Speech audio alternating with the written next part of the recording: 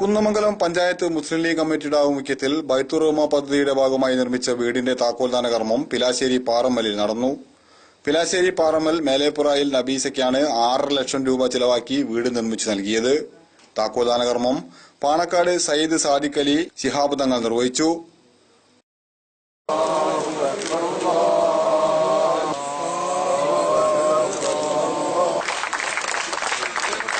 നിർമ്മിച്ച് നൽകിയിട്ടുള്ള ബൈത്തുർ റഹ്മ വീടിന്റെ താക്കോൽദാനം നിർവഹിക്കപ്പെട്ട വളരെ സന്തോഷകരമായ ഒരു മുഹൂർത്തത്തിലാണ് നമ്മളെല്ലാം ഇവിടെ കൂടിയിട്ടുള്ളത്. ഈ പഞ്ചായത്തിൽ 10ഓളം ബൈത്തുർ റഹ്മ വീട് ഇതിനോടകം തന്നെ നിർമ്മിച്ച് അവകാശികൾക്ക് കൈമാറ്റം ചെയ്യപ്പെടുകയുണ്ടായി.